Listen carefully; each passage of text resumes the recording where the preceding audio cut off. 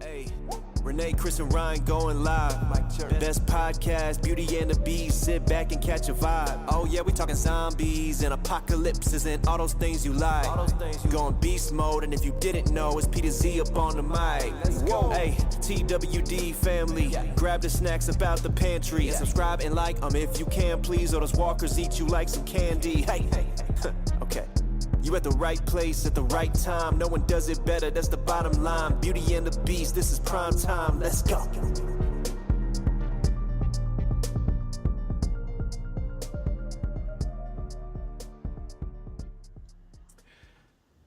What up? What it do? What it do? How we doing? How's everybody hanging? Hanging loose. So we are live on YouTube. We are live on Instagram. I figured why not do it again. We got CJ Rhodes in the house on Instagram hanging out with us right now. Yeah, what's up, CJ? Hey, CJ. We got Pi hanging out with us right now, and then all our latecomers will start popping in. Filtering in. Oh, look. Jordan even came and say hi. What up, J-Man? So yeah.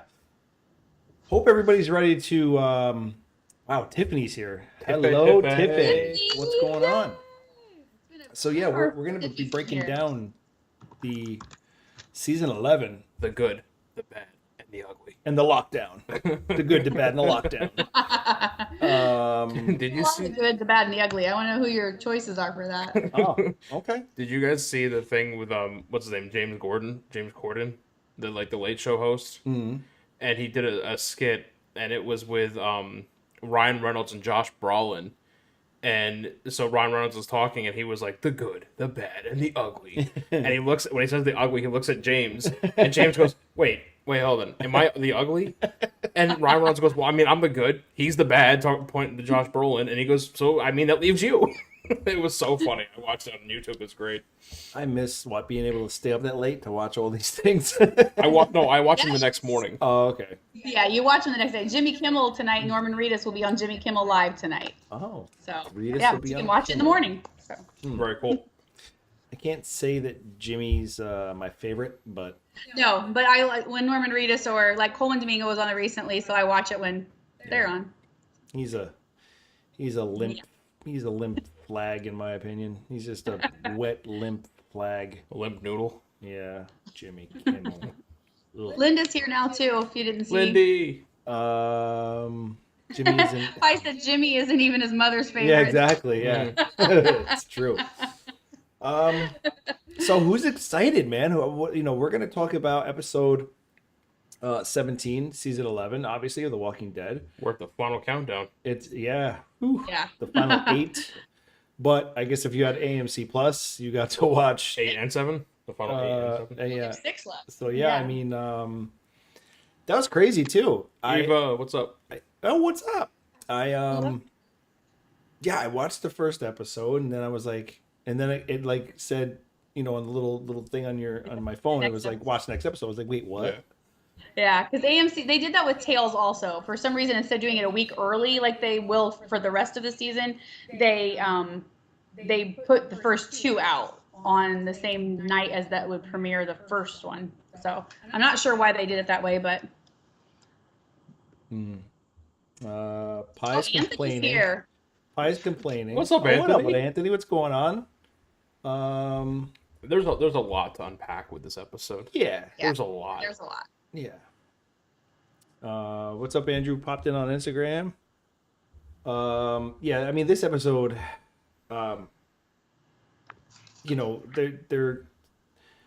it's eight episodes left, so I don't want to say they're in cram mode, but like they have to like kind of move things along. They've got everybody. a lot that has to happen in 8 episodes. A Yeah. lot. Yeah. It'll.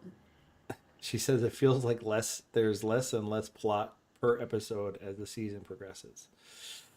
I mean, we'll see. Look, I mean, I've watched I've watched 17 and 18, and I mean, I obviously have just a few things that I'm gonna mention and grind my guts. But I mean, they weren't major things,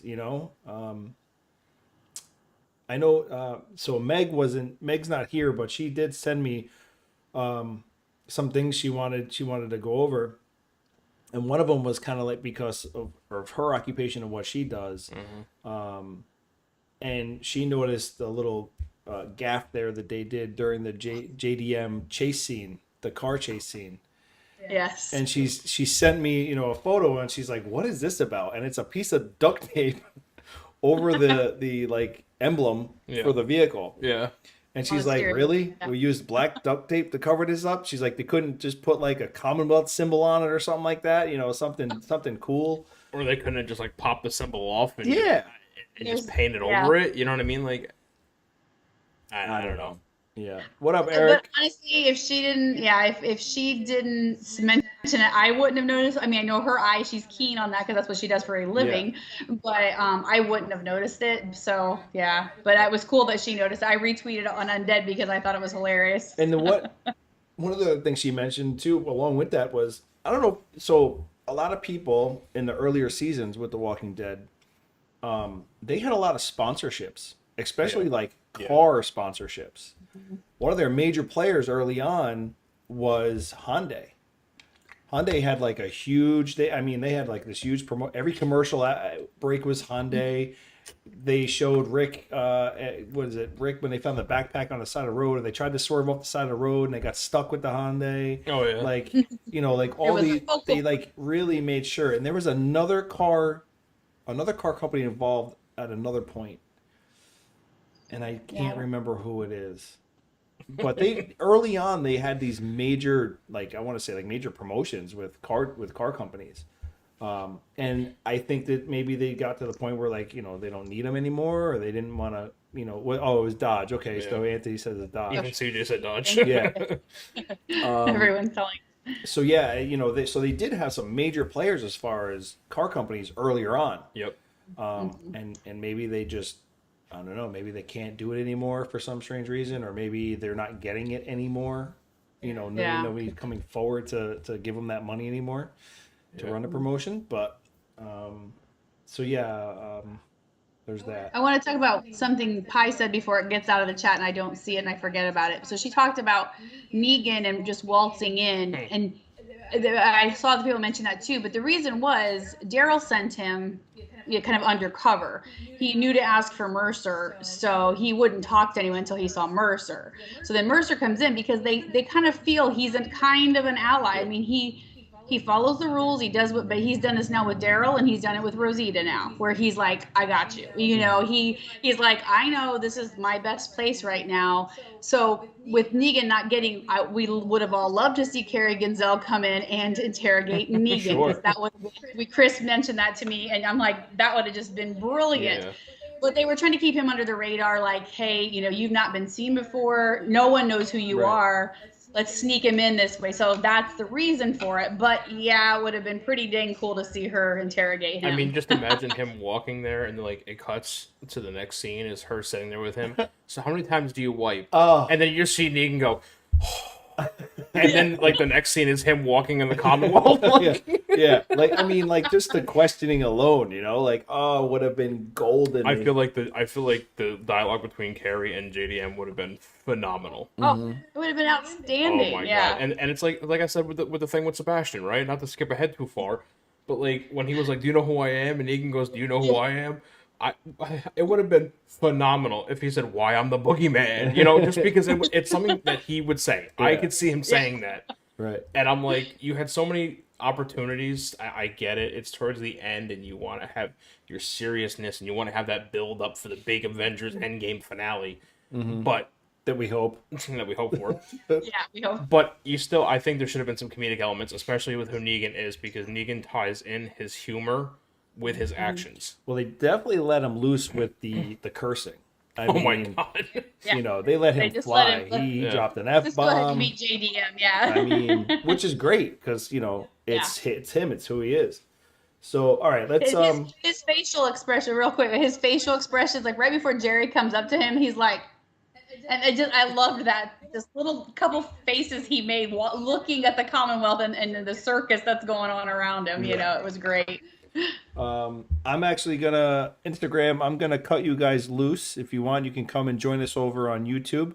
All you have to do is search Beauty and the Beast, and we will be on your YouTube channel. Just click on our live that's going on right now. Sorry, I need my phone because I got stuff in there I need to read. Let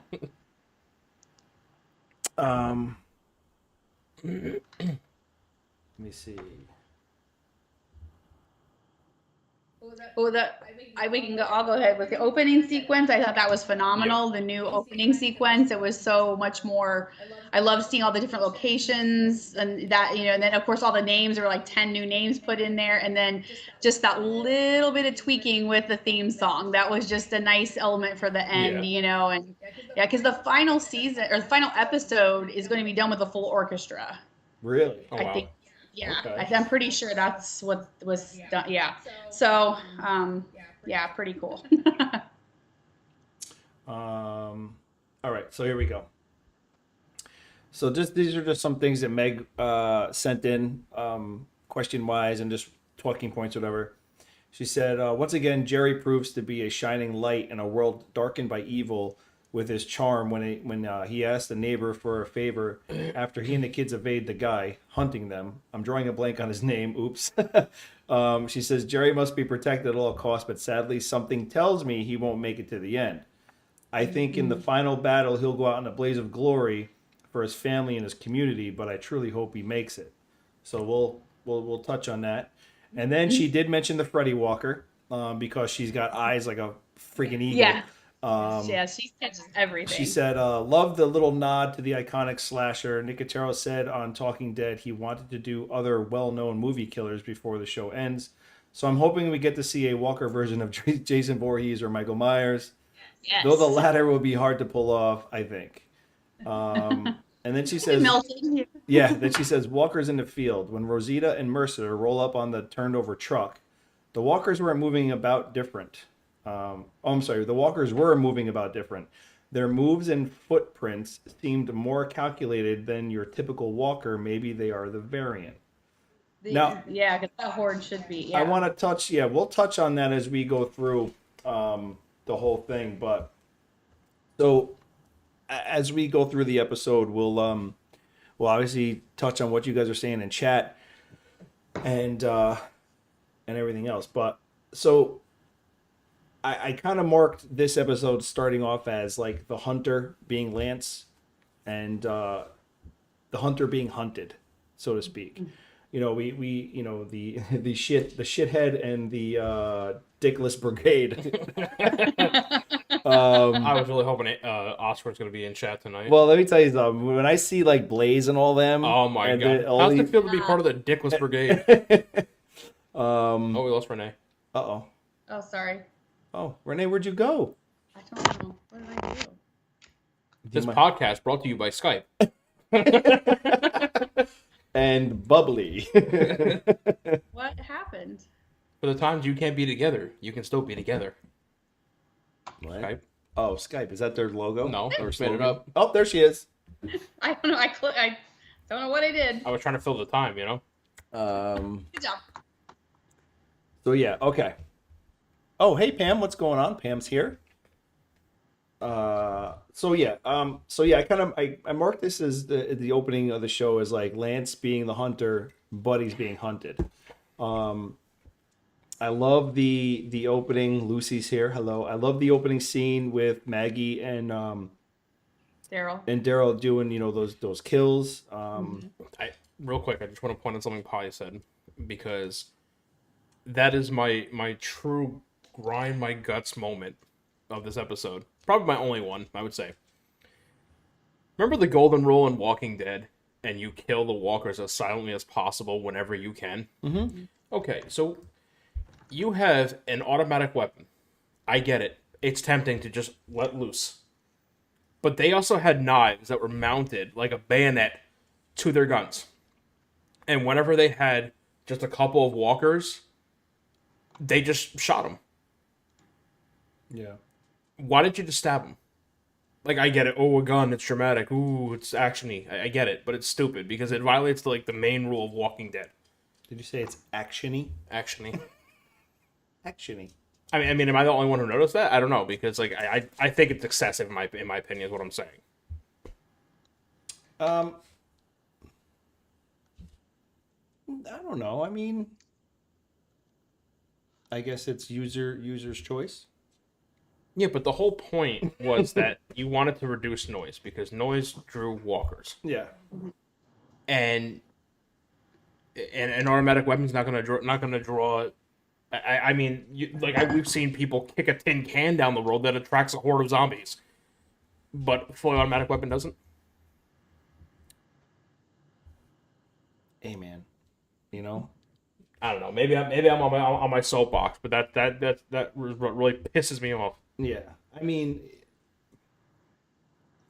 obviously, you know it's going to attract them. That's just how it goes. Like they work off a sound. That's just how it goes. Yeah. So, maybe it's a little bloop on them. I don't know. But, what do you want to do? I don't know. I'm done. That was just my point. He's just sharing. He's just sharing. I'm just Yeah. ranting. Don't mind me. I'm 30. I'm now the old senile hermit. I did like, though, so when we go back to the beginning of this, I did like how, as everyone's talking about plans on attack and everything like that, Daryl's basically the silent, he's just listening as he's observing. Mm-hmm. You know what I mean? And I kind of like how they made him, the leader of this at this point. Like, yeah, Maggie's been there, she's been doing, but, everyone's trying to put together this plan on who's where and what person is where. We got people at Commonwealth, we got people here, we got people there, and he just kind of is like, wait a minute, we can do everything. You know what I mean? So I thought that was a nice play on like showing the audience like, oh, okay, Daryl has assumed this role kind of thing.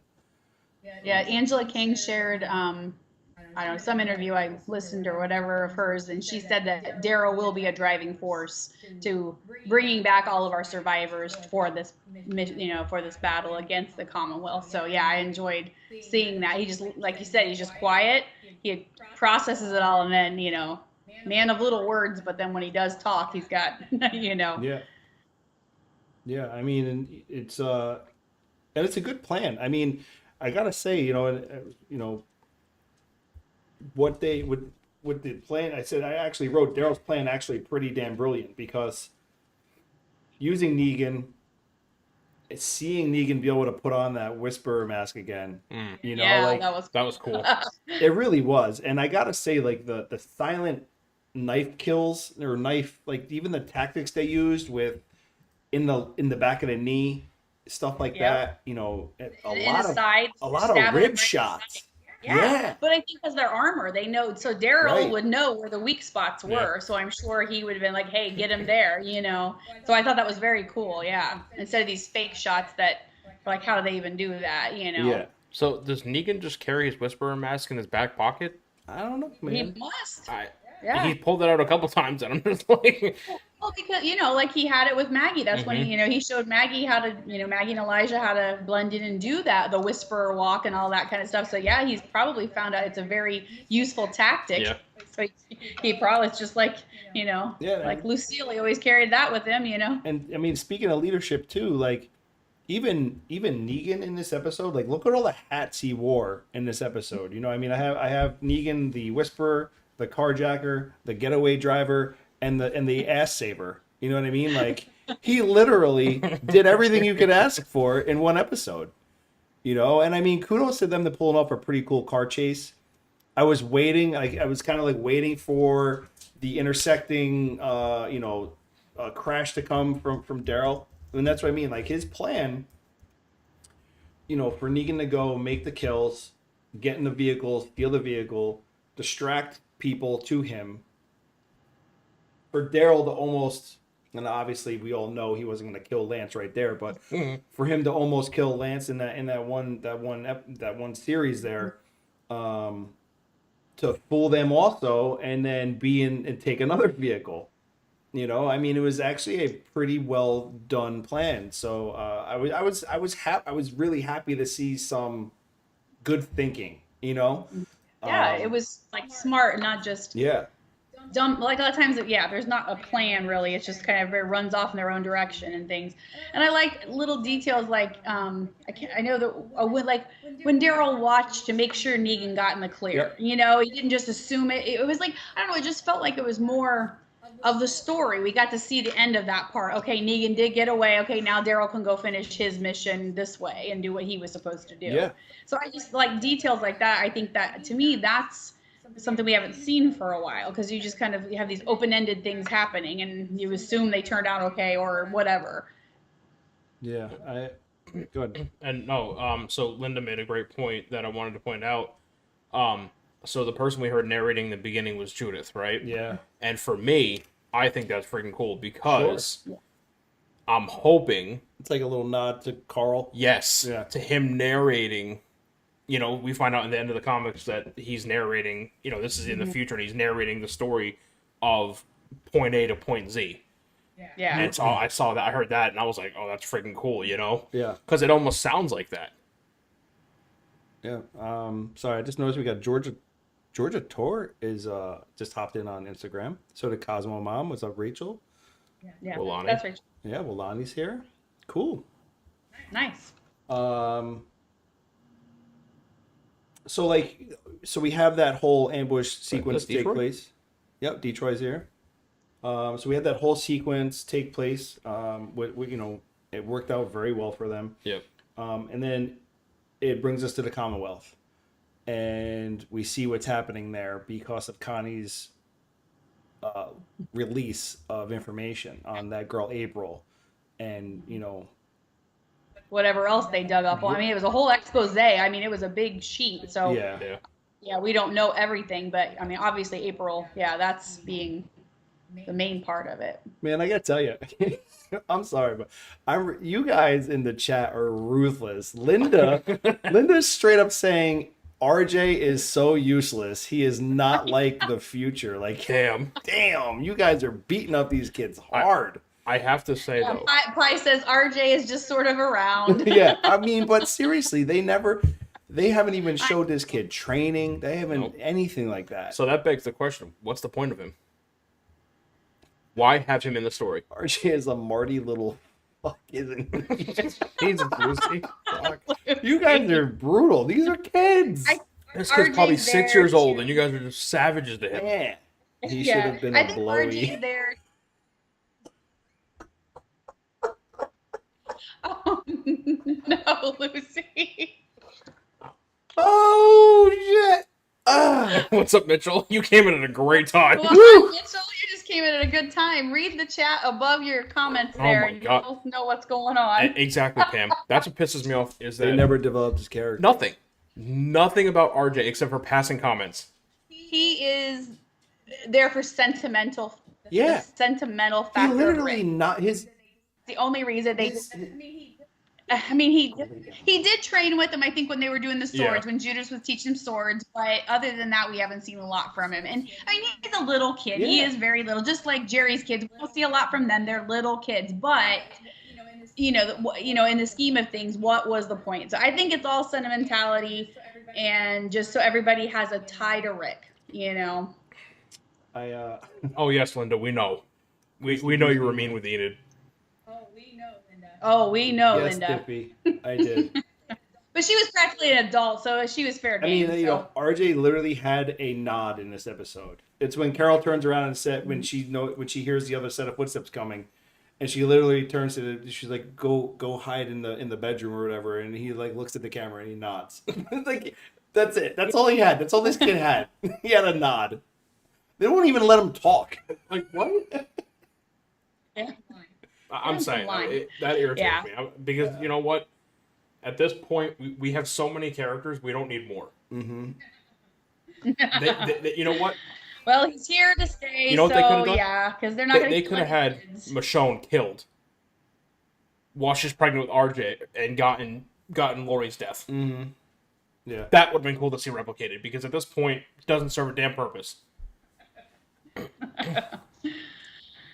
Oh yeah. So where yeah. were we? So We we're got we're at the little Commonwealth. tangent there. The people, the citizens are actually they're going nuts over what's been exposed.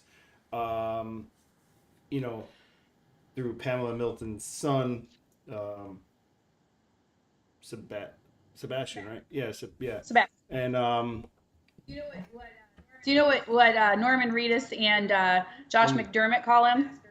Sebastian. Sebastian. Because they were talking about him, and they asked Josh McDermott how easy it was to smack him, and he goes, "Oh, he has such a smackable face. It was so easy." And then they called him Sebastian, and then Norman Reedus compared him. He likened him to James Spader's character in Pretty in Pink.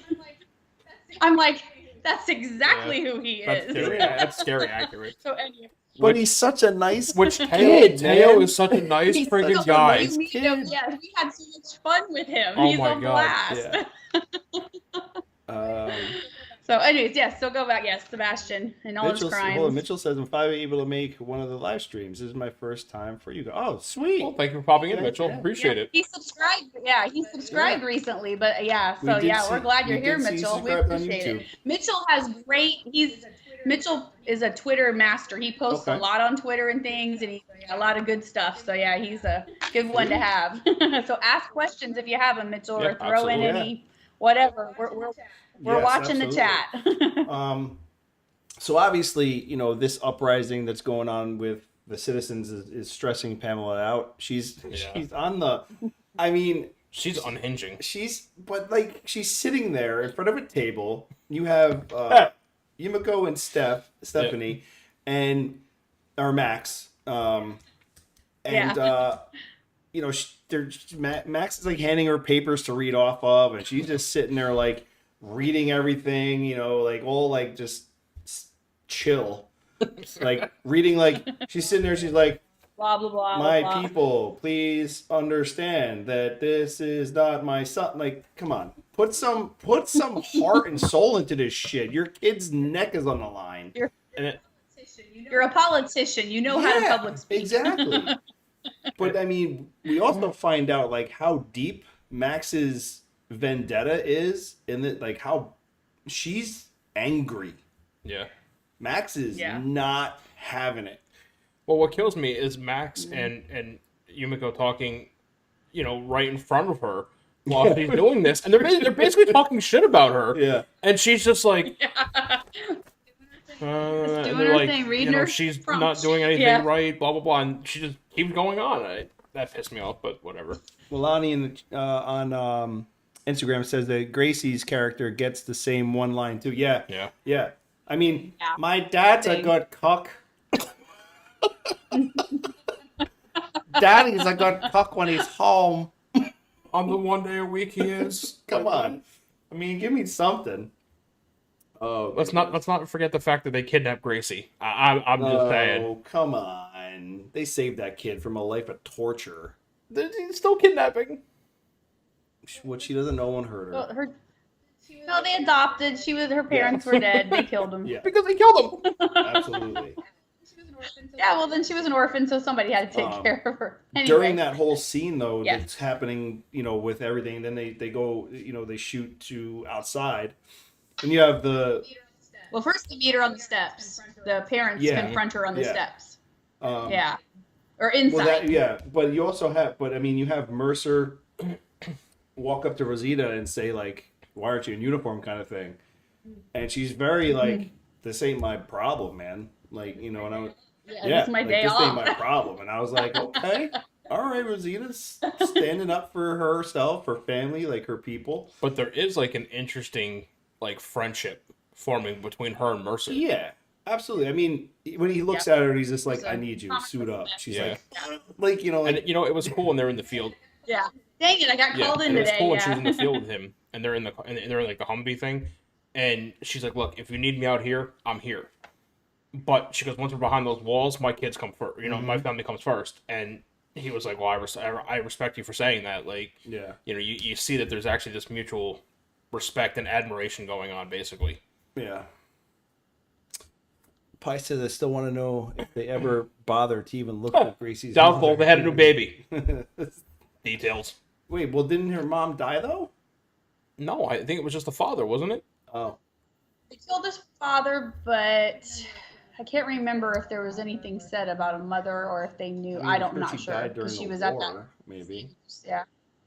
Whatever, dude. Stop being all. They literally killed her father and kidnapped her out of her crib. Dude, she was in a cornfield on the ground. Like, No, she was in a on a crib. That's right. No, I'm thinking of the first time. The sign on the I'm wall. thinking of The the first time. Yeah. I'm thinking of the first. When Connie was running through the corn maze. Oh yeah. Yeah, that. That was that was Right. the Whisperer baby. That was Yeah. Gray's baby. I Yeah. got her confused. But no. Gracie was in the Savior outpost, and they walked in. They killed the dad. Walked in, and then they see her in the crib, crying or whatever. Lucy, you're really raunchy tonight. Yeah. Yeah, Lucy, man. Well, first she you is. said that Negan could shit on your face. What? Yeah, she Yeah, had a typo. No, she would. She had a typo.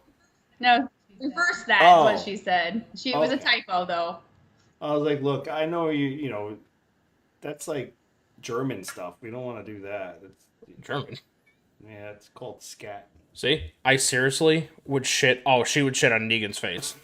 I don't think JDM would like that very much. But that was a typo. If you read the letter, It was a typo. Shit. Okay. So anyway, Lucy, Rick hung the dad like a picture on the wall. I mean, you're not wrong. Connie Kelly, why Pamela didn't go after them? Well, Pamela knows. yes, she definitely knows. Like we can safely assume that she knows Connie wrote that article. Yeah. Even though Yumiko is trying to play it off. Well, because she knows the history there. Connie interviewed Pamela before the outbreak. Connie did interview Pamela at least once, and she's the one who got her uncle kicked out of Congress.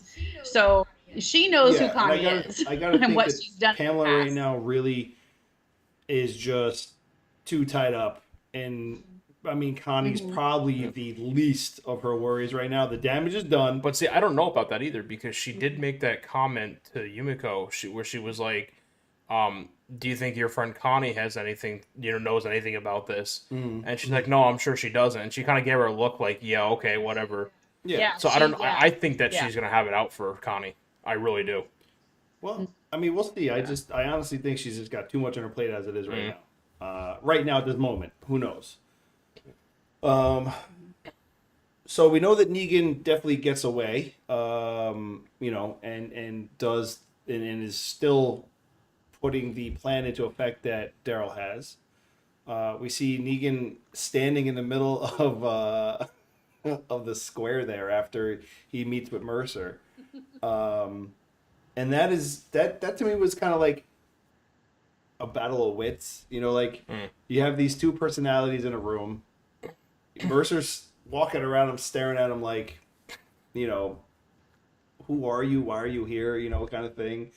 And I love the fact that Negan looks at him and he's like, there's some shirt and tie wearing shit and his clamshell of assholes he runs with after me and my people out there, kind of thing. So as soon as he says that, Mercer legit looks at the guard in the room and he's like, go get him some water.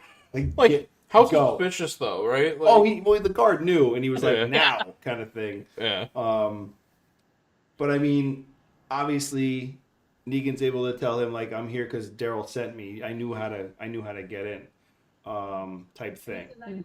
And he says, I knew April. Right. Well, he said, my friend April told me, and getting him to understand, I know about what went down there. And then he's like, okay, why are you really here? He knew that was just kind of his, in to get his attention. Yeah, and then, so then he goes, I'm here to save my people's asses or something like that. And Mercer's like, well, that's my job. And he goes, well, that's funny because that's why. Because I'm here or whatever. So then why am I here kind of thing, And I thought it was just like a really good back and forth, not just witty little back and forths, which I liked. Yeah. Yeah, I thought it was an outstanding. I could definitely tolerate those two and more like I could. Yeah. I would love to have them more together. Have more interactions. Yeah. Yeah. I like those two together were great. And even Carol and Negan, I could watch episodes of those two talking and casting like Negan his remarks and you know Carol making her faces and all that stuff back and forth. You know, we'll get into that, but I think the biggest takeaway from this episode and that we're seeing is the idea that the citizens of Commonwealth are not as safe as the Commonwealth is portraying them to be. Yeah. That yes, they're surrounded by walls on all four sides, and you know they have this military/police force.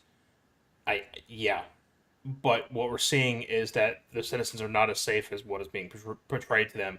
That is one of the main selling points of the Commonwealth when you come there. Mm-hmm. Is you contribute. You know, we'll take care of you. We'll protect you. We'll make sure you're safe. But now that's obviously not the case with what's happening with Sebastian and what was going on with that. And so that's where I think that little twist of like rebellion is coming from is that spark that we're not safe anymore. Maybe we never were safe, and that's what's causing the protests to happen. Yeah, I think that's probably the biggest takeaway from the episode is showing that that loss of trust in the government of the Commonwealth. Yeah, well, I mean, look up in here, like Mitchell says, during the protest there was a Mercer for president sign. Yeah. I'm curious to see how Mercer would do if you know change as president. Yeah. And then there's a lot of family legacy things going on with Pamela and her family legacy stuff. So. We were talking about how that's all she's concerned about. You know, she's worried about her position. She's worried about that because she's just always been in that atmosphere, and I feel like that's more important to her than anything. You know, just like, well, later, you know, she, you know, tells Sebastian he's an embarrassment. Well, I think you have a lot more things on your plate than being worried about being embarrassed. You know, that's the least of your worries. Yeah. Sir Bastard is a pure example that you can't polish a turd. I mean, you're not wrong. So, so like I said, it was nice to see that interaction with Negan and Mercer. I was really happy that they were able to like get that in the show because it's just having those two prominent people together and just very bold personalities. Yeah. You know, we don't always get the two bold ones together. It's always they're leading some other buddy, you know. So I thought it was outstanding. Yeah, I really enjoyed that. And then it's funny to see him in the middle of like just the street. He's like looking at signs and shit, and he's just got like this shit-eating grin on his face, like, where the fuck am I? You know, what kind of clown ass party is this? Yeah. And then out of all people to find him is Jerry. You know. Yeah, I love that too. Of course, Jerry, like, he's like, "What are you doing here? What are you doing here?" And then we get to the whole Carol and Negan, scene, and like I said, I just like having those two with the history. Mm-hmm. There's no history between him and him and Mercer. But the history that Carol and him have, Carol deep down, just like a Maggie situation where, like, yeah, she had her time with Negan, watching him while he was in jail, all that stuff, whatever. When they were fighting them, with the saviors and stuff, it's just like to see them together and to see how Carol Carol will always be leery of anybody. But just to see like her body language, her chemistry with him and stuff, like as they're working together to find Sebastian, is just hysterical. I like privately inside I'm laughing because I'm like, Carol will probably kill you right now. Oh, you have no idea. Carol's already thought 30 ways on how to kill you, just in case, just so you know. So she's basically like the Batman of Walking Dead. I swear, man. She has a contingency plan for everybody. Dude, like, the kids are hiding. She's on a ledge. And then she's just the whole apartment is built with secret spaces all over the place, and it's so Carol. Carol is just always on. She just always is. And I wanted to mention, so when Negan said that about staying in the cabin, so that's funny for 2 reasons. Because one, she tried to politely banish him, so that Maggie wouldn't kill him. But also, in the comics, he never does go to the Commonwealth. He does stay not in a house. He's away in a house. So I kind of thought that was a, double kind of thing. Mentioning that was like a nod to the comic and to the previous episodes when he tried to go to the cabin. Yeah, so I thought that was kind of funny. And I wrote, Carol being Carol always steps ahead of anyone. Play the quiet game. Like when, you know what I mean? Like she's got the kids trained. You know what I mean? Like they listen to Carol. They're not They don't question Carol because she knows what's going on. I mean, she's sitting there babysitting, making pancakes, and burning them, and studying these pictures, burning the pancake, and studying those photos, trying to figure out what that Roman Calhoun and Shira are up to. I thought it was pretty cool too. It was kind of like a little like sentimental nod, but like where Judith was like, "Hey, Aunt Carol." It's pretty cool because she was so close with Rick. You know what I mean? Yeah. So it was kind of cool. Yeah. Linda still has her trust issues with Maggie and Negan. I mean, you're gonna have to put those aside, Linda, because they're gonna have a whole series together. So, you know what they say, Chris, you're the only one that says that. It'll catch fire. Don't you wait. They're gonna be in. They're gonna be in the city together. In the city. They're gonna be a vacation in the city. But yeah, Maggie. Pi mentioned Maggie and her power tripping, and yeah, she's. I don't know. Maggie's been very different since she came back, and so. Ryan will be right back. But yeah, it's you said that, but you said before about, I actually wrote that I probably should have stayed in the goddamn cabin. I had that as like a little side note from Negan with Negan and Carol. That's pretty. Yeah. But and what's the guy's name? The bald-headed guy's name, the bad guy. Who's like, what is it? Bald-headed. The ball-headed guy, he's like one of Lance's like insider. I call them the insiders. Okay, so yeah, like he finds the photo on the fridge of like I think it's RJ and Judith and Daryl, right? I think. He like takes that photo and I'm like, this guy, like immediately I'm like, okay, so he's gonna use him as leverage. He wants the kids to use him as leverage against Daryl. So I just I was like, after that, it became a manhunt for the kids. Yeah. And, but yeah, I mean, Carol's insurance policy, basically, as I said, Carol's insurance policy is, hide the kids, and telling Jerry, like, hide the kids, wait for the signal. So that way, like, once we get Sebastian, wait for the signal and it's on. We can all get out of here kind of thing. Well, I'm trying to get a couple things in chat. Pookie can't deal with us talking about Maggie. No, he's okay. He'll be right back. I feel Negan and Carol spinoff would have been better. They work well together, and they want to get things done. Yeah, I would honestly, they are entertaining together. They really are. I mean, we'll get when we get to the scene. So Mitchell mentioned before. So when we get to the scene, first of all, you got a map, all right, and you're walking through this house or whatever, like the house. You have a secret door hidden by a fake plant. They were in Union Square, the Union Station. Oh, I thought they were inside like Pamela's house. No. Remember, because when they were digging through the files, she goes, he's like, "What are you looking for?" And she goes, "Schematics, blueprints, anything of the Union Station." I missed the Union Station part. So those photos. The photos that she was looking at, if you looked at those, it was Sebastian hooded and going in there. She saw them take it out, so that's what they were searching. And so for that to have a panel was not as unrealistic as a house. So I mean, but anyway, you're hiding a door with a plant. Yeah, I know. Especially with how obvious like the outline was. Yeah, like as soon as you move, you see the cutout and the trim. I'm like, you couldn't have put a bookshelf. It wasn't there, but you common moved the base plant. bookshelf. I mean, like the old school, like where you slide it, and Yeah, no, we did plant. We went with plant. See, we had a secret room in Iowa. Our Iowa house was hidden by a bookshelf. So I mean, bookshelves are how to do that. So like Negan's like looking at the map, and Carol's like, "Give me that thing." Yeah, Wait, she's like, "We're looking for a room. There should be like a door that should be right here." I mean, you see the outline of it. And I went, "Oh, there it is." It's behind the plant. Yeah. Just in case you couldn't see it, it's behind the plant. Yeah. Anyway, that was hokey, but. But so they open the door. She's got her bag with her that has.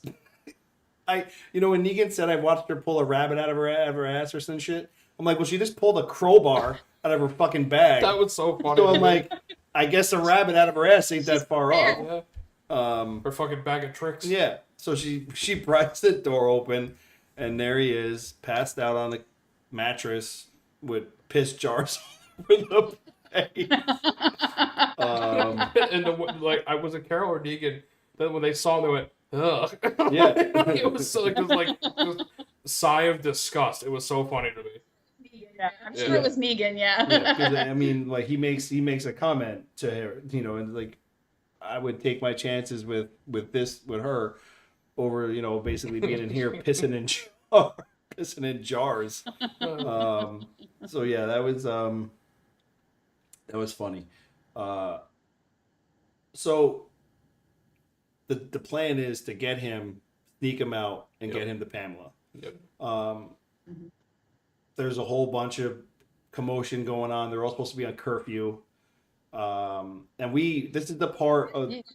You missed that part. Yeah, that was a while ago. We skipped over that. So but this is the part like at night where like... was it at night, right, when they smoked them? No, I meant we haven't talked about Pamela calling in the plan, the B14. We didn't talk about that. We didn't talk about that. The tear gas. Oh yeah, that was before the tear gas. So we'll talk about the B14. Which, by the way, sounds like you went to vitamin shop and went got your B14 vitamins. Yeah. We initiate the plan B14, and we all try to figure out what B14 was. So we had when you watch the scene play out, you have Henderson. What was his name?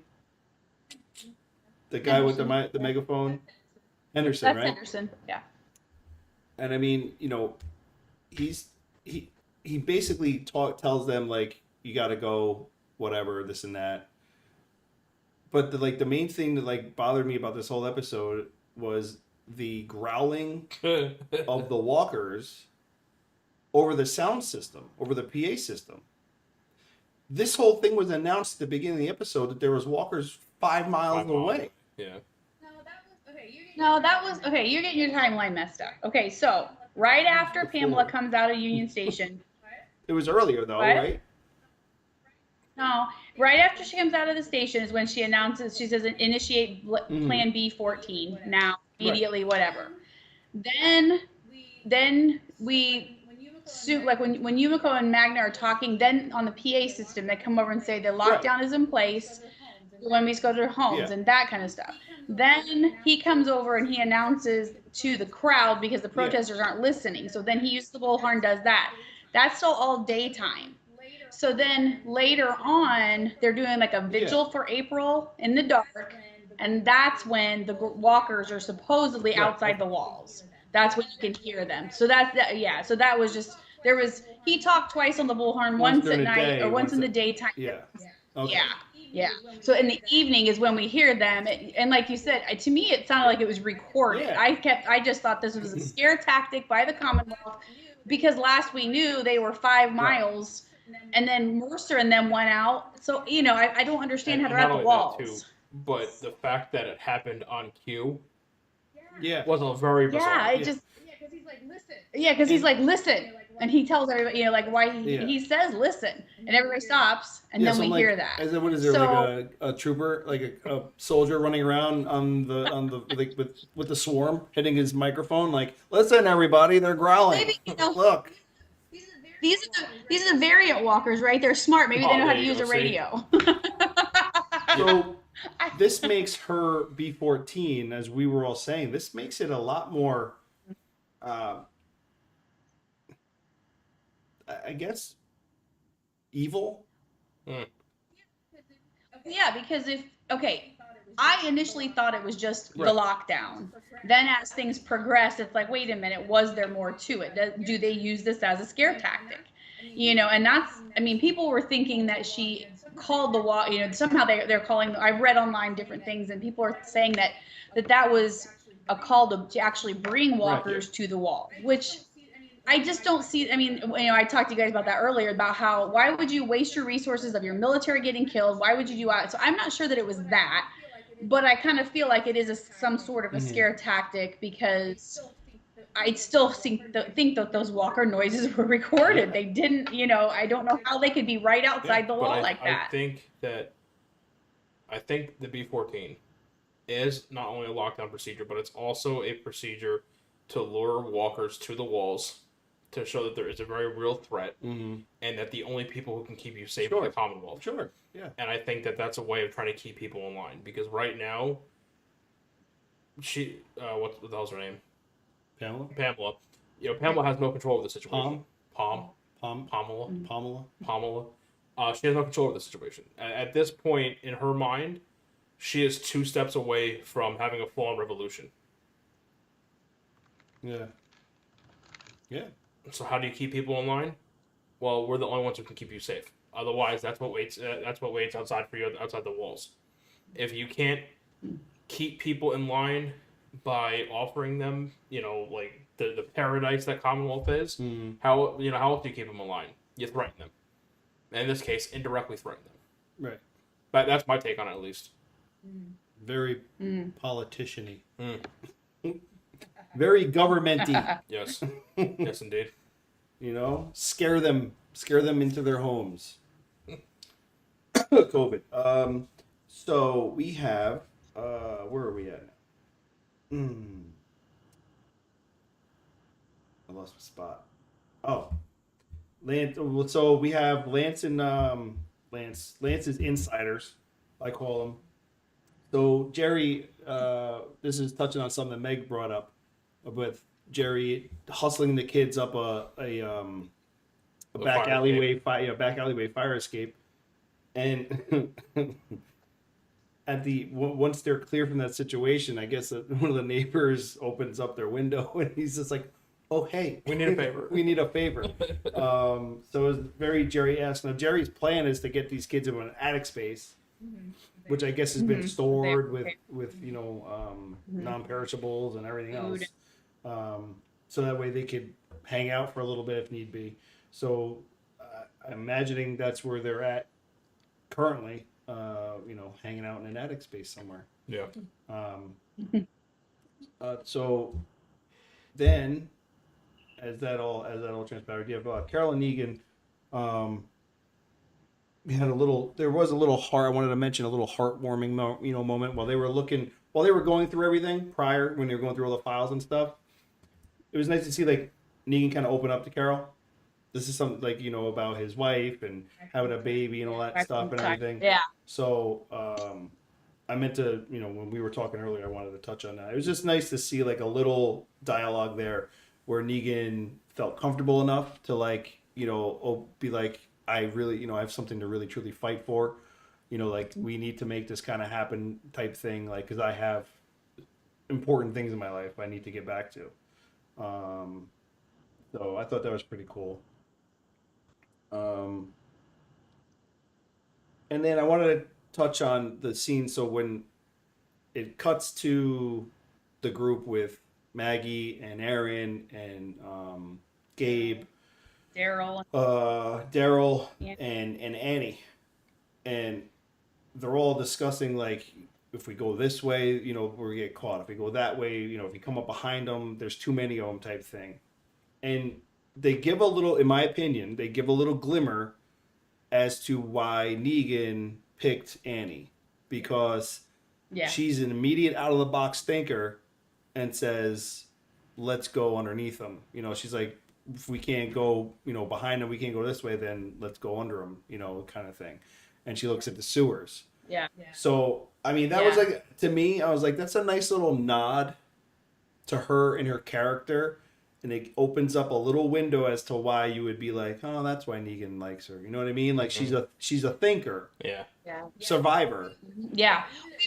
Yeah, even at Riverside, you know, she wasn't the leader that guy was, but everybody looked to her. You know, they were all looking to her for what their next move should be and that sort of thing. So, yeah, and she just was, I thought she was really, it was fun to see her in this episode and see her get some screen time and so, you know, and learn a little bit more about her.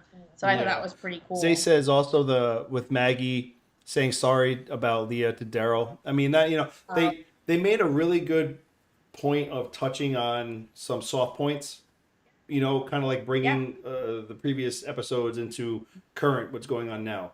And, you know, so I thought that was cool. Yeah, and that goes back to the thing I had said about like kind of finishing things. Like normally we wouldn't have heard another thing about Leah. You know what I mean? Like no one would have not acknowledged it. Nothing would have been said. Just like a bunch of other things, you know. But it seems like they're at least trying to wrap up some of these pieces for us as we go into these last episodes. And I thought that was a really nice way to do that. Like acknowledge, we all know at one point Daryl did have feelings for Leah, you know, towards the end, obviously not, but it still had to be difficult. But it wasn't that difficult for him because he was going to choose Maggie over Leah. But yes, it was such a touching thing. And then you feel bad for Daryl because he's still harboring all that guilt for Glenn, which, you know, I mean, it's been how many years and he still feels that he owes her something. Lucy says, when Daryl said, "You don't ever have to say sorry to me," I swear it's the best line Daryl has said in the 3 seasons. Well, it's probably the only line he's had other than grunting. So, I mean, you know. Yeah. Oh, you dare. I know. Linda says it's a closed chapter now about Daryl and Glenn. So, I mean, yeah, I think it did help bring everything to full circle and just kind of, you know, now everything can finally be just put to bed on that, you know.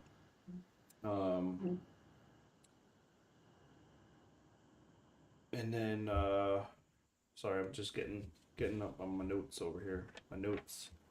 You're very organized. I try, man. I try. Very proud of you. All right, you can kiss my ass. You don't have any notes. Where are your notes? In my head. Oh, what's next then? I don't know, but you like to talk, so go ahead. Clearly. Go ahead. What's next? All right, mouthpiece. Why don't you keep talking? What's next? I don't know. You tell me. Exactly. You don't know. All right, break it up. You don't know. All right. I want to touch on my grind my guts moment. I got another one, so but go ahead. So Meg did mention something earlier about the movement and stuff of the zombies or the walkers. Oh yeah. When they're in the field, you know, so Mercer and Rosita are having, once again, we have like another heart-to-heart conversation going on in the episode, which is cool because, you know, Rosita is saying, you know, like, look, I can do whatever you want out here, but back there is take care of me and my family. And Mercer basically says, like, you know, that's cool. Like, he basically tells her, like, when the time comes and you want to get out of here, I got you. Like reassures that whole thing with her. But I do want to talk on, like, the filming of the scene. So they show this overhead, right? So you got 2 soldiers who flip their Jeep. Somehow. Yeah. Flip their Jeep. And you have one to the left and one to the right. Now, the one to the left, they show actively shooting, okay? If you watch this overhead scene again, when they pan and they show you, and they'll show overhead, the guy on the left shooting, they'll pan overhead, and the guy on the right is literally just going like this. And nothing's happening. The walkers are just walking towards him, and he's just panning back and forth. And it's just, I'm like staring at it. And then here comes Mercer and Rosita. And Rosita's, doing her thing. She's hitting them, all headshots, of course, while you're riding on a Jeep through a field. Headshots everywhere. In my opinion, it would have been much more realistic if they would have just opened it up and just let her spray. And I mean, I think there was like a M280 on the back of that thing. Yeah. She could have sawed the zombies in half, the walkers in half. Literally could have just in half. Destroyed them. Like, yeah, there would have been some headshots, but she could have just mowed them down, no problem. And they could have saved, probably both the guys. But it's just like, and then Mercer gets into this tug of war. Yep. And he's got the guy. You have the soldier that's next to him who's just hovering, watching, not shooting any walkers. Rosita's still popping headshots, and I'm like, anchor the gun down. Anchor, take the gun and tilt it down and shoot these ones that are Mercer's here. And I'm just like, we're filming this. This is what we chose. This is what we're doing. But they got the special effects budget. Yeah, they got to use it somehow. So yeah, but even after the dude's ripped in half, Mercer's still holding on to him, and he's like, "Oh, okay, I guess I let him go now." And I was just like, "Oh." And so I don't know if it's the walkers getting evolving, but since when could a walker play tug of war with a living, breathing person? These are the variant walkers. They keep telling us they're coming. We're gonna see this horde scale the wall at the Commonwealth. That's what's happening, and so I think they're just segueing into that. So my last thing that I want to touch base on that scene is, if you go back and watch it, that scene should have been cut about 3 seconds earlier than it was, because they pan out. They're at the end of that scene. They pan out once again in a above shot. You have the one Jeep going left, one Jeep going right, and then Mercer's Jeep is going left. You literally watch every walker. There was a walker become a human being and spread. They literally spread out. From they were eating the guy. They must have yelled cut scene. They got up and spread out, because you see Mercer take the Jeep and he's moving away, and then he just turns it back towards the walkers. I need to see this. I'm just like, come on, guys. I didn't notice that. Oh, it's blatant. It's just, so that was my severe grind my guts moment of that episode. I just was a little appalled by that. Yeah, so that was the grind my guts segment. But Ryan's gonna. Yeah, I'm telling you, wait till you see this. So we have Pamela, the loving mother, right? Because they bring Sebastian to mommy. All right. So the only thing I could think of, I just watched it. The only thing I could think of. Yeah, keep going. Yeah, I know what you're talking about. Where they were like. No, but watch his Jeep. Watch. Yeah. No, keep watching. And Sorry, we're gonna do this right now. They part like the Red Sea. They watch. Keep watching. Watch him turn. He literally turns. He tries. Hey guys, high five. Good scene. That's Mercer's Jeep. Yeah. He's pulling away, and then. Oh, your shit, they do. Yeah. So we have Sebastian return to mommy, and she gives a very loving embrace, and then she asks a very simple question: what does the 5 finger say to the face? Smack, motherfucker! She beats his ass. Yeah. And he denies everything, because that's what he does. That's what cowards do. They deny. Yeah. Yeah. Deny. And then we find out who's gonna be taking the place, which I'm not upset about, honestly.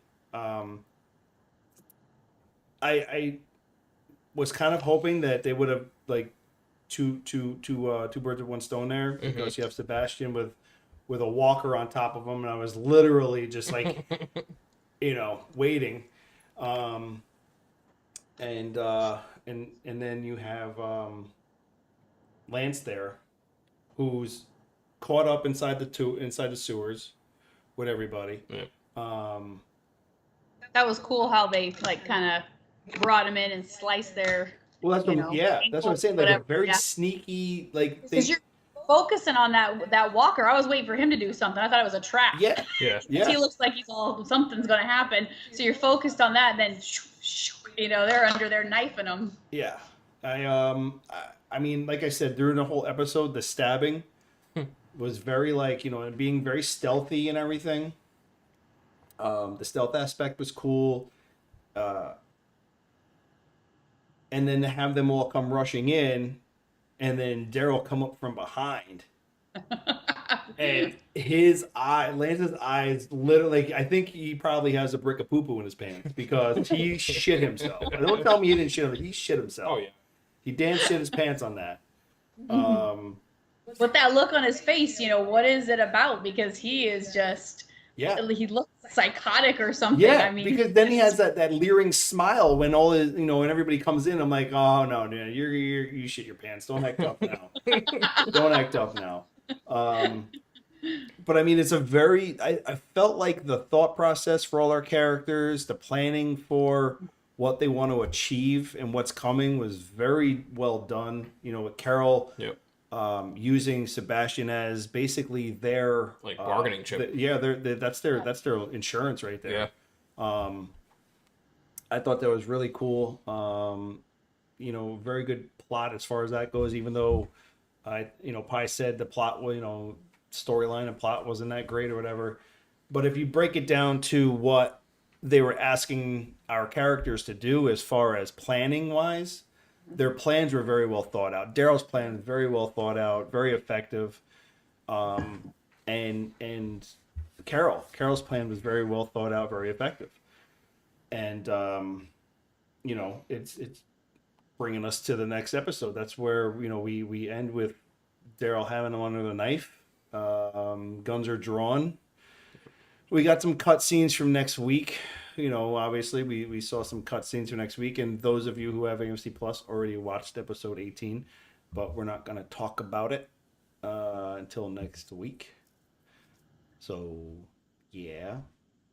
I'd like to. I mean, I could talk about it, but I'm not gonna, because I know a lot of you are gonna be like, just do it. I'm like, no, I can't. No spoilers, because there's people out there who don't like spoilers, and I don't like doing spoilers. It's true. Yeah. So did somebody leave? Who left? Is he biased? Yeah, Linda and Eva are leaving. Bye, Lindy. Get some sleep. You're welcome, Linda. Early morning in front. I'm glad it worked for you, Linda. Yeah, definitely. That's awesome. Good job, Pook. I try. Good job, Pookie man. So, when do you guys think that we're gonna see the wall climbers? At the very last episode, which will bring us to the spin-offs. Daryl will. I think Daryl's going to encounter them. No. So Daryl will. No. We're going to see the wall climber ones in The Walking Dead before it's over. No, I know. That's what I'm saying. So I think they'll put it in like the final episode. Like I think we'll see them in the very last episode. Like after whatever happens at Commonwealth. This is obviously just my opinion, but after like the battle or war or the uprising and all that stuff takes place. I think that some of the final moments you'll see will be a walker scaling the wall. But I thought in one of some of the trailers, there's walkers in the Commonwealth. Well, yeah. Well, we had, what's his name? The bullheaded guy. Didn't they shot a bunch, didn't they? No, because Commonwealth has never been breached so far. But I was, maybe and the trailers are hard to follow because you don't always know where you're, so quick. Right. But I thought that at one point, but and maybe I'm wrong. I think we're going to see action with them. They're going to climb the walls and they're going to infiltrate the Commonwealth because that is the map thing the little thing it says on there that in the history of the Commonwealth, the walls have never been breached. So I think that's going to happen. We're going to show you guys. That's my opinion. Yeah. All right. Yeah. I mean, yeah, we're going to show you guys real quick because Renee sent us some, like a brochure and some Commonwealth maps. So we're going to share them with you guys. So just you'll still be able to hear us and see us and everything like that. But we'll show you the images of what they are, just so you guys can watch, can see what we got. This is the main brochure. So this is the Make the Journey to the Commonwealth. So this is pretty cool. It's like, it basically like their mission statement kind of thing, like, provides healthcare, food and water, gives you the fake print, bold print there. The sales pitch. Yeah, the sales pitch. So Renee, how did we get these? So Kristen Acuna, who writes for The Insider, she actually, this is actually one of the items that's up for sale on that giant prop auction. Mm-hmm. And she came across it actually and brought everyone's attention to this. So it's for sale on those auctions. It comes with I think it's a Commonwealth coin is what this auction also comes with. So it's kind of just a little cool nostalgia piece. But once you look into it more, you just learn a lot about the Commonwealth, the size, the 7 gates, the segregation of the areas and all that kind of stuff. So it was just something she found and shared with everyone. That's very cool. Yeah, so we'll move to the actual map. This is the actual map of the Commonwealth and the size of it and everything. So it shows you basically just basic layouts. I mean, I wish the print, obviously if it was a little better, you'd be able to like read all those things, but you can show them the legend and it'll tell you. Yeah, the legend will show you like that. Well, I can tell you. So like the the colors are almost the same. Yeah, we're gonna bring it. We'll bring it up now. Yeah. So then you have exterior wall, the roadway, train line, structures and the gates. You have exterior. That's the same thing. Because there's that part there I had to show. But on the map, if you see like green lines, it'll be agricultural allotment. Industrial allotment would be gray lines. Anything that's basically, it looks like pink is either, it depends on what shade of pink. One's like a lighter purple. It says city planning. One is the estates, public space, military sector. So yeah, I mean, go back to the map again. Yep. So then, a lot of that area, like if you have a memory, you remember what the color was, but a lot of look at the estate spot, like that color right there. That's the wealthy people. So, exactly. Yeah, it's funny to see how big that is. Yeah, it's big. Yeah. So like the estates is huge. Military planning area, and then. And it's interesting because so this was made I don't ever remember seeing this in the series, but this was a brochure. So when you read the whole thing, this is the brochure that they would have given to new residents. It would have been, or potential new residents. And I'm just telling this for everybody that's listening because we've all read it. But so it tells about you can't enter. There's no entry or exit unless you have military authorization. Yep. They're talking about. Just the overall, it tells you to keep, where is that at, to keep? So you said there's 7 gates, right? Yeah. Which, by the way, I made the point in our group chat, though, but the 7 gates of hell? Yeah. Coincidence? I don't know. Yeah. It's very interesting. Okay, where did there was a line that said... so citizens of the Commonwealth should be mindful of designated sectors and zones. Yep. And so I thought that was very interesting how they, stay in your lane kind of thing. Entry and exit. The exterior walls is only permitted by authorized military personnel. Any attempt to climb the walls or open gates will result in detainment. And that other thing, the other one, then it says that the walls of the... So go back to the map again. Has not been an unwanted siege of the Commonwealth walls in the community's history. So they're trying to let you know it's safe and you're protected and all that. So you got gate here. So it's just 1, 2, 3, 4, 5, 6, and 7. Yeah. Wow. Okay. Which is crazy. which is crazy because Now that's I mean, agricultural area. They got 2 on the agricultural side. And then military area looks like it has 3 on the military side. Mm-hmm. Huh. If you're easy to take Okay. out or whatever. But yeah. Very cool. That's interesting. So there's a huge section for the military. Mm-hmm. Huge section. Yeah. So what's that for? Well, I mean, it's training area? 50,000 people. So, but, I mean, you know. Yeah, they got 50,000 people in this community, and probably the military. That's probably where they How live. many? too. Yeah, I was This gonna is- say that. Yeah. Yeah, I mean, yeah.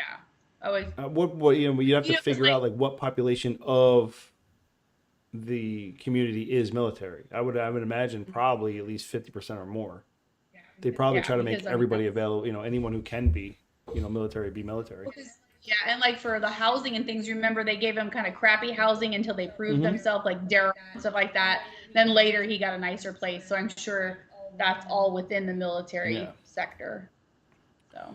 What did you say? And you won't win the lottery because I handpicked the winner.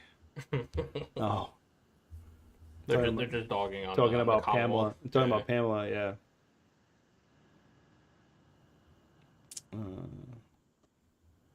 What else we got?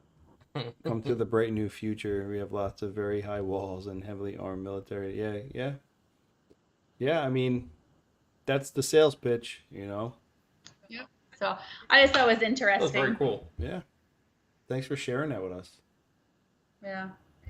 And I think it's like, I think right now on the auction, it's like, why can't I get out of this thing?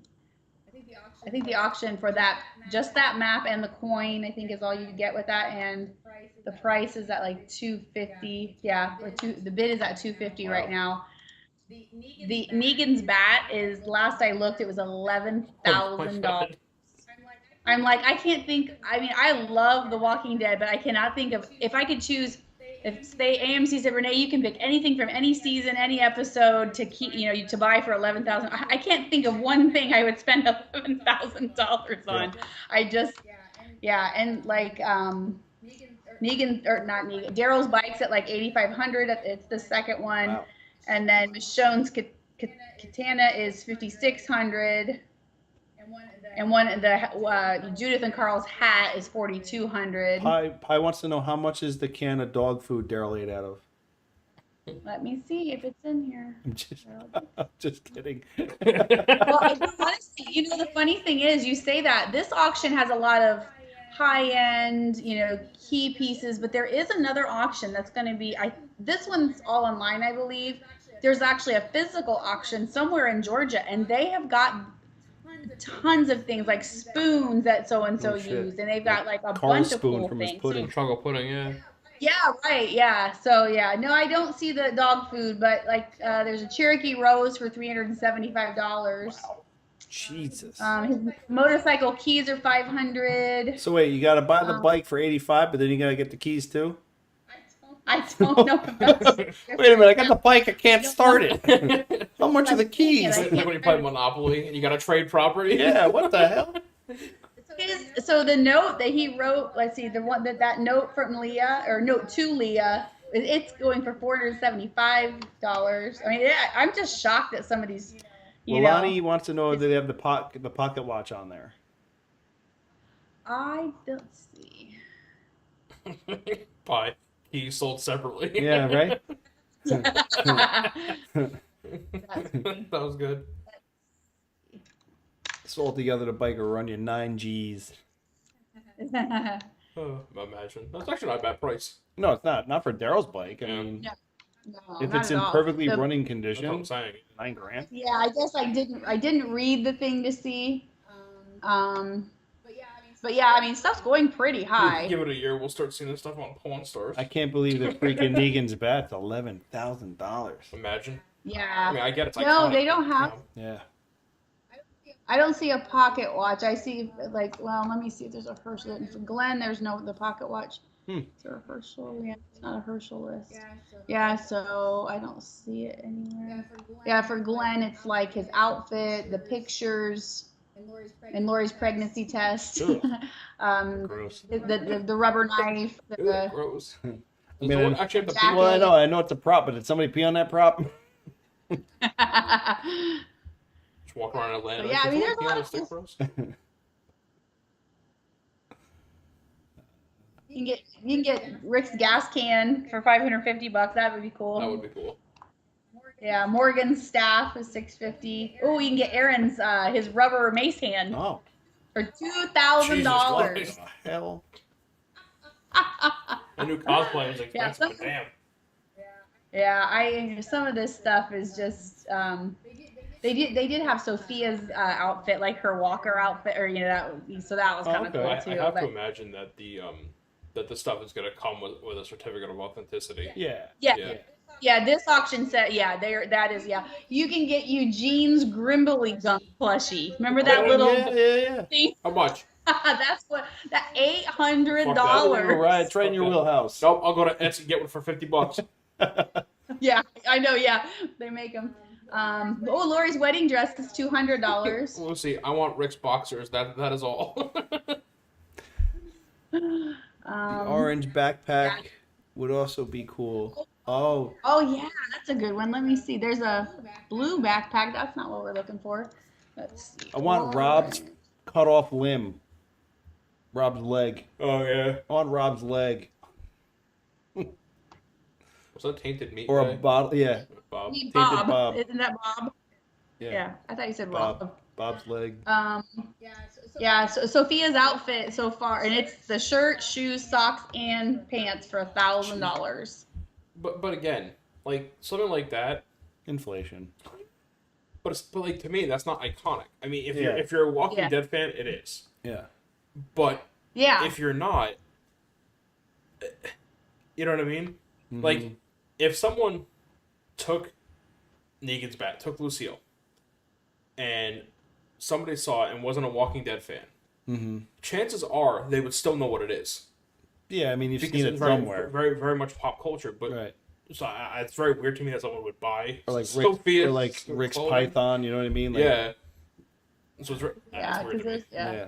Lucy wants to know if there's a pickle from Eugene in there, a licked pickle from Eugene. I doubt there's a licked one, but let Maybe me a see. pickle jar.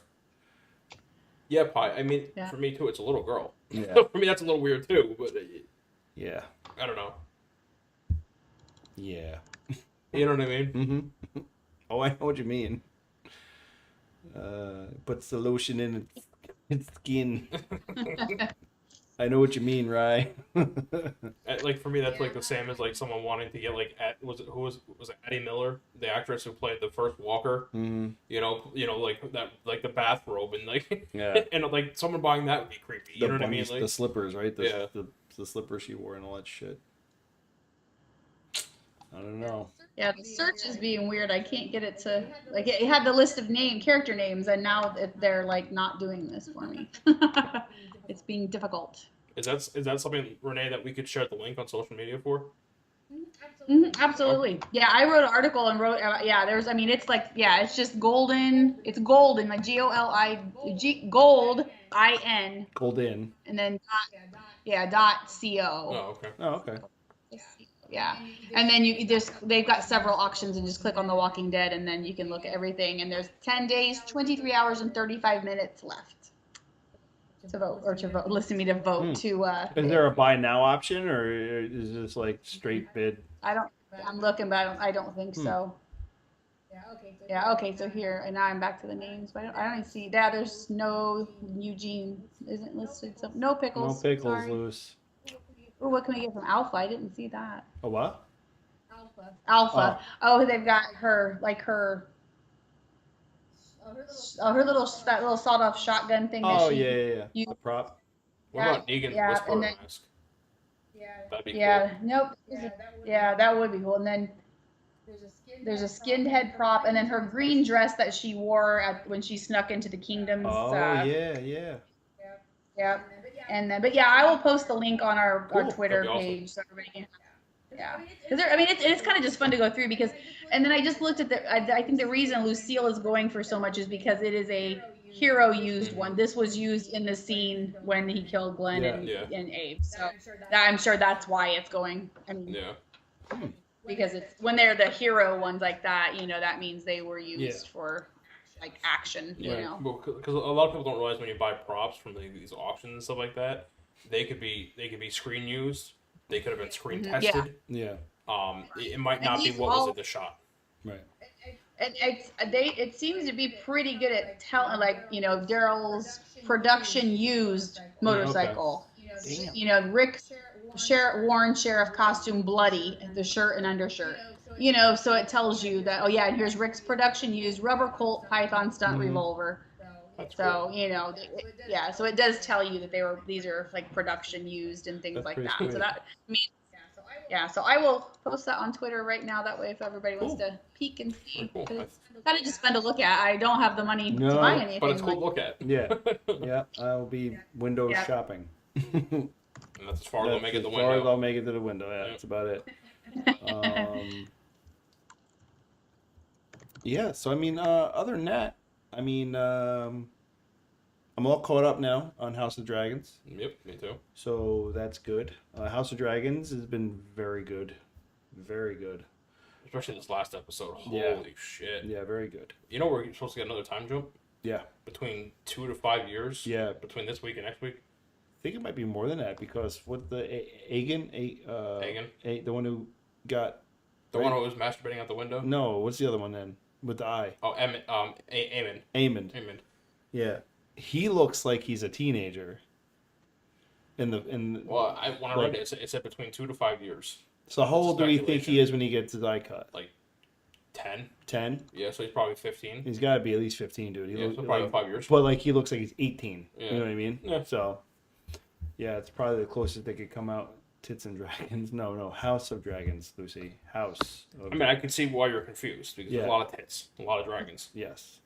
It could be called that, but there's a lot of cheeks too. Cheeks. Yeah. I'm watching The Serpent Queen with Samantha Morton, and that show rocks. I mean, it's not for it's like a period drama and this and that, but man, oh my gosh, it is so good. Like Starz knows how to do period dramas because they don't make them these fancy little, like Jane Austen kind of things. These are like balls to the wall. These people are like, when they pull their limbs off, and I mean, it's just all kinds of crazy stuff happening, but it's so good. I think it was the third episode was just released on Sunday, and it was really good. And then tomorrow on Netflix, Mr. Harrington's Phone releases, and is it Thomas Francis Murphy that played Jadis's, she had like the right hand people. He played Byron, or however, I don't know how you say it. He's in that movie, but it's based on a Stephen King story, I believe, and it sounds really good. It's kind of a horror mystery thriller. Is this part of the Netflix and Chills? Yeah, it's part of that. Okay. Yeah. So but it'll be on Netflix like tonight at like 3 a.m. Eastern time or something like that. But anyway, that one looked really good. I thought there was one more thing I was going to... Oh, and Austin Emilio got cast in a movie called Hitman. That sounds pretty interesting. It's kind of comedy action.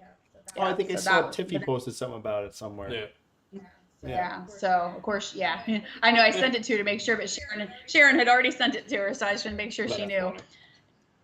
It seemed that there was something else that was just recent that you guys probably saw because I sent it to you. But the final Black Panther trailer for Wakanda Forever, that was so good. I mean, seeing, and I'm speculating because they don't show her face, but I really think the next Black Panther is going to be Shuri. Oh yeah, just from the way the bodysuit is and everything, and just the way that they're acting. Do you need me to say it again for you? Yeah, boobs. Lucy's been singing tits and chat for the past 5 minutes. So I mean, boobs in the suit. There's boobs and tits. There's boobs in the suit. Built-in boob suit. Boob suit. Yeah. It's better than the bat nipples that we got from George Clooney's Batman. Terrible. Bat nipples. Yuck. And the bat credit card. I never leave home without it. Oh, thanks, George Clooney. Yeah. Not your best work. Yeah. No. Terrible. I also saw Steve Coulter release something too. He had something on his Instagram. It's a movie. It's a movie with Jennifer Lopez. Yeah. What was it? Is it Josh Duhamel? like I'm looking it up. Bad marriage or something something to do with marriage. Yeah. I believe. I'm looking real quick. Um, But yeah. Lucy, put the octopus down, like Pi said. Lucy's obsessed with the boys. Oh, the boys. Mm-hmm. That's. I mean, well, JDM's going to be in the new season of Boys. It's true with Jensen Ackles. I mean, Shotgun Wedding is what it's Shotgun called. Wedding. Yes. Okay. Yes. And so, but it doesn't come out till January. Yeah, but January 27th. Posted, but he posted on his Instagram. So if you guys want to check out the preview for that, it's on Steve Coulter's Instagram. It's like a rom-com action. Yeah, I think that. Yeah. Cool. I think it was just I just see a poster. I don't see a. I think it's on his story. It was on his story because I watched it today at work. Oh, I see. But yeah, so that was it was either on his story or he posted it on his wall somewhere. I see. I can post it on our page. So that's pretty cool too as well. So what does it say? My friend Michael, who is in Black Panther, currently doing a new film. Oh, the Blade. Yeah, well, Blade just started filming, I believe, for Marvel. They just started Lucy, filming. is that Blade. your friend? Was it the guy that I met Yes. at the camp? Yes. Who was in Black Panther? Yeah. And like a couple other Marvel projects? Correct. Yes, that's Michael. Yes. Nick Gomez was phenomenal in She-Hulk. Yeah. Right. What happened? Michael that was on our show. Nope. Michael. Different Michael. Oh, I know which one it is. Yep, I do know. I met him too. Yes. I remember. Nick Gomez was really good in She-Hulk. Look. Lucy, have him message us. Who? Michael. Oh yeah, yeah. He said he was down to do it. Yeah, absolutely. At the camp, he did 100%. But yeah, have a message us anyway, so that way we can do that. But yeah, She-Hulk was great too as well. I love the little like retreat thing that Abomination has there. Neil, what's his name? Emil Blonsky. Emil Blonsky, yeah, he's got his own little retreat. That was funny. That was hysterical. I loved it. It was a good episode, and I really want this show to stop getting hated on. Oh, it is so good though. I love it. It's so unnecessary. You know, like not every I don't know, like not every Marvel production has to be serious and death and gore. Well, not even that. It's not gonna be Avengers. Like, it's not going to be Avengers. You're not going to have... Have a good night, Zay. Outer space shit and all this other stuff. I mean, yeah, we had a little bit of that in the very beginning with Bruce, so that way they could send him off on his storyline. Yep. But, I mean, this is a different time. This is, like, everyone really has to get a fucking grip. It's like, unbelievable, man. But She-Hulk was good. I enjoy the series. I really do. There's no reason to hate this show. It's very good. One thing I think that I love about it, it's funny, is just her showing like difficulties of being a superhero and trying to date. Right. As someone in like their late 20s. And trying to hold down a job. And hold down a professional career and all this other stuff. It's really funny and I love it. Yeah. And it's real life in a way. You know what I mean? Like, this is me normal, but I'm a superhero. Yeah. It's easier for me in my life being a superhero, obviously, because as soon as I'm me, no one gives a shit. Like, I mean, like people shit on like the post credit scene of her twerking with Meg the Stallion, right? But like, how many times have you been home alone and then like the song that you love comes on the radio and you just start belting it out like an idiot? I twerk every day. That's my life. Twerking or singing? Oh, okay. I literally twerk every day. I break down songs all day long. I come home and if I'm cooking, I'm twerking. You know what I mean? I'm cooking and I'm twerking. I'll show you when we're done. No, I'd rather you didn't. Yeah, please turn the camera off before that all happens. I'll give everybody a good little twerk at the camp. Great. Yeah, there you go. Yeah. We'll have a twerk off. On that note, I think it's time to go. I think it's time to call it quits tonight. What do you guys think? All right, everybody. We will be back next week. We will be discussing episode 18. Even if you already watched it, watch it again, and we'll be back. And maybe I'll have notes this time. Maybe Ryan will have notes, because apparently the ones in his head were scattered. I'm scattered. Yeah, a little bit. So the guy couldn't keep a timeline straight. Well, I got a little off. And you did that with notes. I got a little off. Miraculous. You know, listen, it happens. Mm. I have many pages here. 1, 2, 3, 5 pages of notes. I got a little sidetracked. Okay. Apparently. Even the best get mess up every now and then. Mm. Remember the comment earlier about not being able to polish a turd? You call me a turd? Maybe. We're gonna sign off now. We'll see everybody next week. Ryan might look a They're little. gonna duke it out. Ryan might look a little different next week. My arms Don't are worry, going I'll to use my phone to get it recorded. But thank you all for being here. We appreciate you guys. Yes, thank you so much. And yeah, next week it is. Yeah, sounds good. All right. Peace out, everybody. good night, Mitchell guys. even had fun. Yeah, Mitchell said he had fun, so that's Thanks, good. Mitchell. Thanks for coming in, Mitchell. Appreciate you, brother. Thanks, everybody. Bye, guys. Bye, guys. Hey, Renee, Chris, and Ryan going live.